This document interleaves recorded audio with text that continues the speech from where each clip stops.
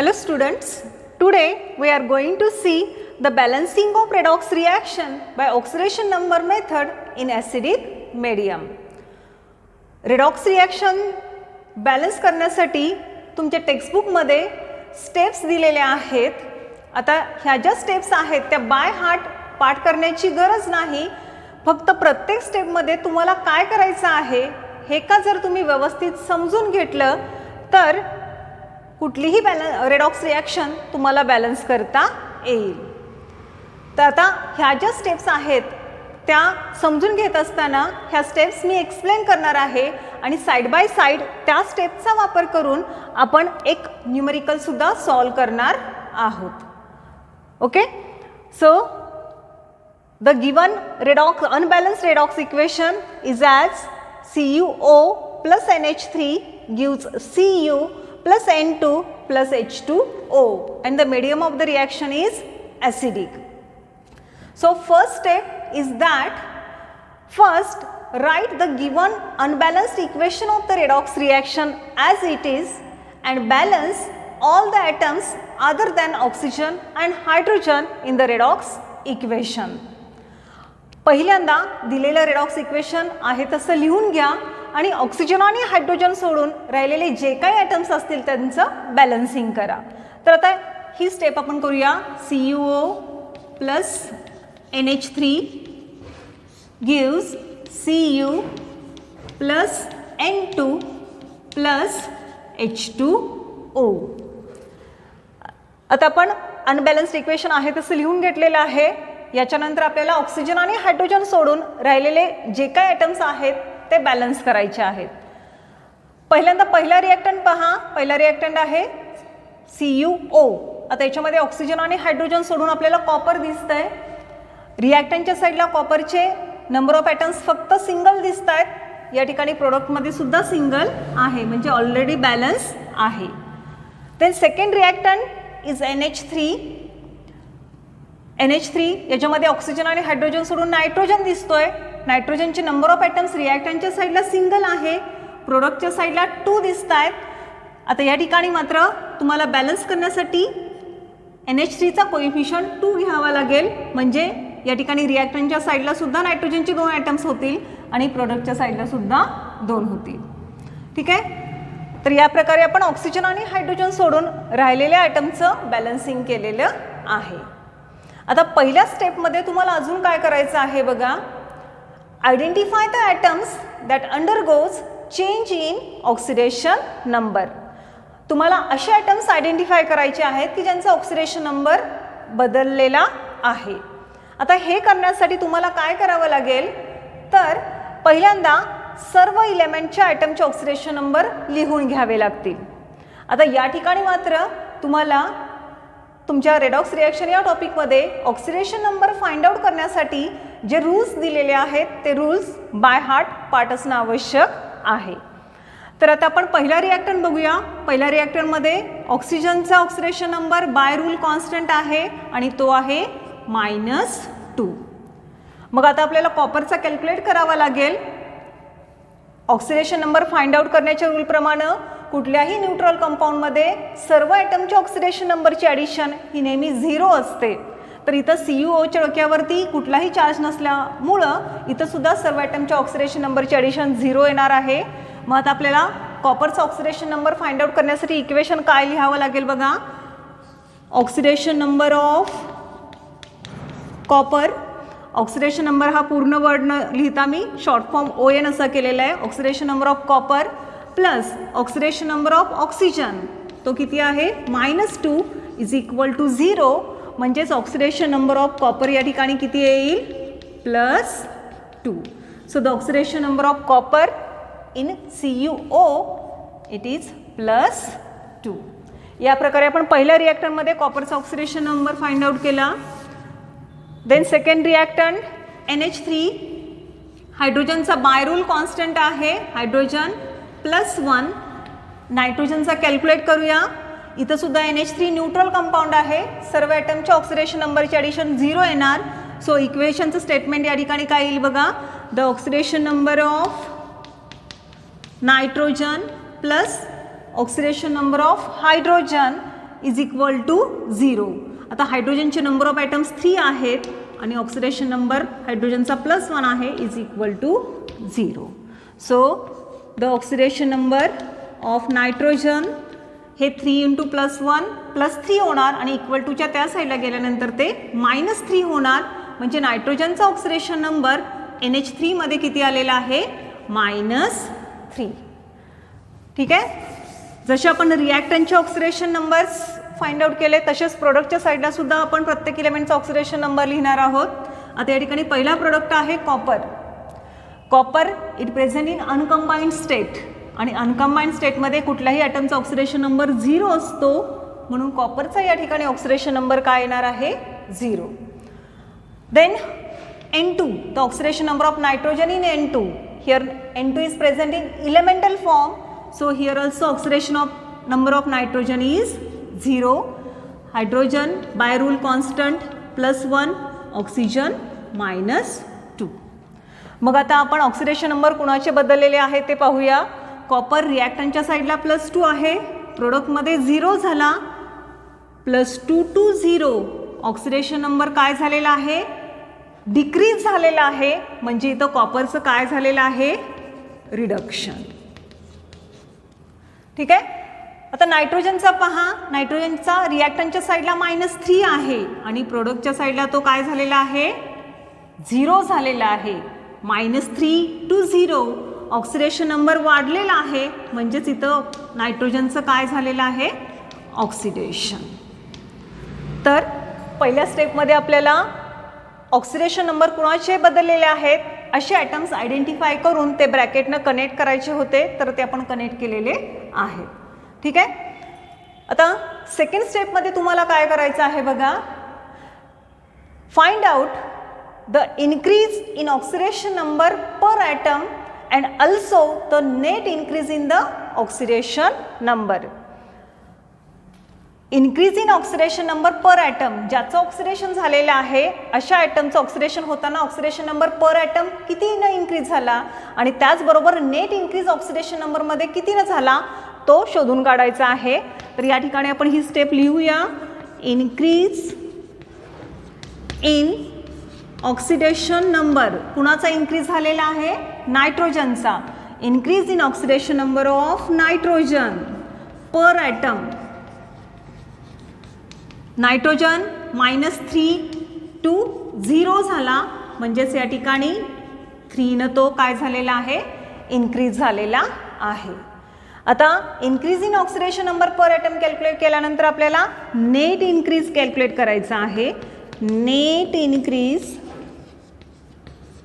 In oxidation number. आता हा net increase कसा कॅल्क्युलेट करायचा? तर ज्याचं ऑक्सिडेशन झालं अशा एलिमेंटचे किती ॲटम्स आहेत त्याला पर ॲटम इन्क्रीजनं मल्टिप्लाय करायचं आहे. मग आता ऑक्सिडेशन नंबर कुणाचा वाढलेला आहे? नायट्रोजनचा. आणि नायट्रोजनचे नंबर ऑफ ॲटम्स किती आहेत? 2. दोन्ही साईडला जर पाहिलं तर 2 नायट्रोजन ॲटम्स आहेत आणि पर ॲटम कितीने वाढलेला आहे? 3 नी. म्हणजे 2 × 3 हा झाला 6. ठीक आहे. तर जसं आपण increase in oxidation number per atom आणि नेट इन्क्रीज कॅल्क्युलेट केला तसाच आता डिक्रीज इन ऑक्सिडेशन नंबर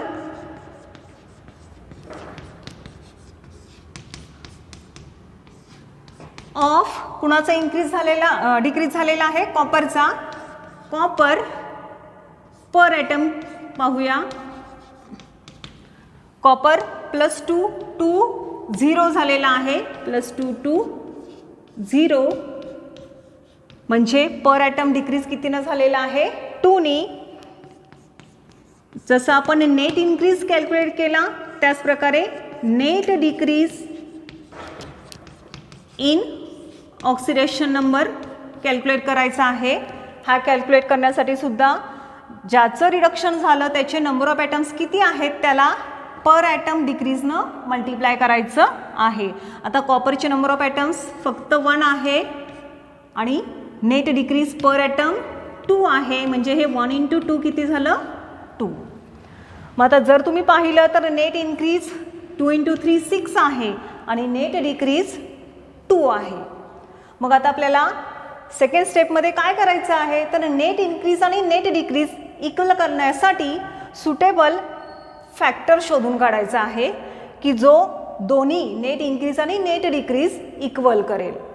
मग आता नेट इन्क्रीज 6 आहे, नेट डिक्रीज 2 आहे. 2चं कन्वर्जन आपल्याला 6मध्ये करायचं आहे, म्हणजे याला आपल्याला 3 काय करावं लागेल मल्टिप्लाय करावं लागेल.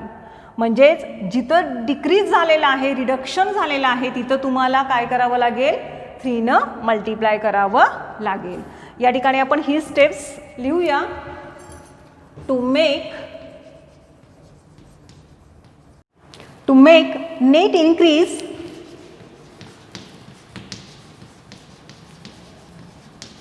and net decrease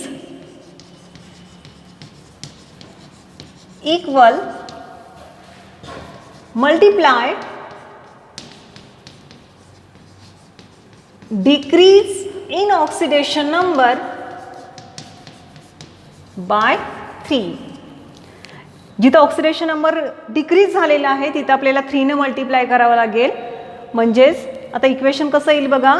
decrease oxidation number कुठं झालेला आहे Cuचा CuO मध्ये आणि प्रोडक्टमध्ये या ठिकाणी Cu, म्हणजे इथं आपल्याला 3 ने मल्टिप्लाय केल्यानंतर इक्वेशन काय होईल बघा 3CuO plus 2NH3 it gives 3Cu plus N2 plus H2O.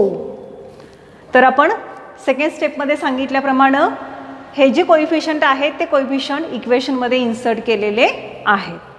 आता थर्ड स्टेपमध्ये तुम्हाला काय करायचं आहे तर you have to balance the oxygen and hydrogen atoms. पहिल्यांदा आपण ऑक्सिजन ॲटमचं बॅलन्सिंग पाहूया. ऑक्सिजन ॲटमच्या बॅलन्सिंगसाठी काय सांगितलेलं आहे पहा. To balance the oxygen atoms add the number of water molecules to the side containing less number of oxygen atoms. म्हणजेच ज्या साईडला जेवढे ऑक्सिजन ॲटम्स कमी असतील तेवढे वॉटर मॉलिक्युल्स आपल्याला ॲड करायचे आहेत. आपण ऑक्सिजन ॲटम्स दोन्ही साईडला कॅल्क्युलेट करूया. रिॲक्टंटच्या साईडला या ठिकाणी 3 ऑक्सिजन ॲटम्स आहेत. प्रोडक्टमध्ये या ठिकाणी फक्त सिंगल ऑक्सिजन ॲटम दिसतोय. म्हणजेच प्रोडक्टच्या साईडला आपल्याला काय करावं लागेल स्टेपप्रमाणे तर 2 वॉटर मॉलिक्युल्स ॲड करावे लागतील, म्हणजेच ऑक्सिजन ॲटम बॅलन्स होतील. तर या ठिकाणी आपण ही स्टेप लिहू. To balance the oxygen atoms add 2 H2O molecules on product side. म्हणजेच इक्वेशन काय होईल बघा. Thrice CuO plus 2NH3 gives thrice Cu plus N2 plus हा H2O आहे तसा अधिक 2 ऑक्सिजन ॲटम बॅलन्स करण्यासाठी 2 वॉटर मॉलिक्युल्स प्लस 2H2O. आणि जर तुम्ही या ठिकाणी प्रोडक्टच्या साईडला पाहिलं तर हा एक H2O अधिक हे 2 H2O म्हणजे टोटल H2O प्रोडक्ट साईडला किती होणार आहेत 3. सो इक्वेशन काय होईल आता मग 2CuO plus 2NH3 gives 3Cu plus N2 plus thrice H2O. म्हणजे ऑक्सिजन ॲटम या ठिकाणी बॅलन्स झालेले आहे. आता याच्यानंतर आपल्याला हायड्रोजन ॲटमचं बॅलन्सिंग करायचं आहे. हायड्रोजन ॲटमच्या बॅलन्सिंगसाठी काय सांगितलेलं आहे बघा. To balance the hydrogen atoms add H+ ions to the side containing less number of hydrogen atoms. ज्या साईडला जेवढे हायड्रोजन ॲटम्स कमी असतील तेवढे H+ आयन्स आपल्याला ॲड करायचे आहेत. आता जर रिॲक्टंटच्या साईडला पाहिलं तर हायड्रोजनचे ॲटम्स 3 × 2 किती आहेत 6 आणि प्रोडक्टच्या साईडला 3 × 2 6. म्हणजे इथं ऑलरेडी बॅलन्स्ड आहेत, एक्स्ट्रा बॅलन्सिंगची गरज नाही. तर मग आता ऑक्सिजन आणि हायड्रोजन ॲटमचं बॅलन्सिंग झाल्यानंतर लास्टच्या स्टेपमध्ये काय सांगितलेलं आहे बघा. Finally check the equation for atoms of each element.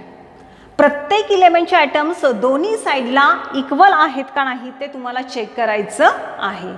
ठीक आहे, मग आपण चेक करूया. कॉपरचे नंबर ऑफ ॲटम्स रिॲक्टंटच्या साईडला किती आहेत? 3Cu, 3. प्रोडक्टच्या साईडला सुद्धा 3 आहेत. ऑक्सिजन 3 ऑक्सिजन ॲटम्स, या ठिकाणी सुद्धा 3 oxygen atoms. Nitrogen 2 nitrogen atoms, here also 2 nitrogen atoms. And hydrogen 3 × 2 6, या ठिकाणी सुद्धा 3 × 2 6. सो आपलं फायनल बॅलन्स्ड इक्वेशन या ठिकाणी काय आलेलं आहे? The balanced equation is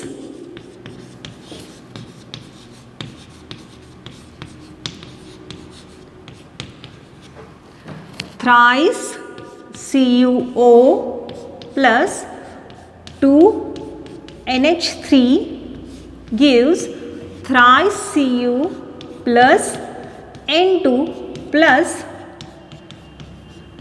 thrice H2O. So this is our final balanced redox equation. या प्रकारे तुम्ही टेक्स्टबुकमध्ये ज्या स्टेप्स दिलेल्या आहेत त्या स्टेपनी सॉल्व करत गेला तर तुम्हाला फायनल बॅलन्स रेडॉक्स इक्वेशन मिळणार आहे. Such types of numericals they have always asked for 4 marks in your exam. Okay, thank you.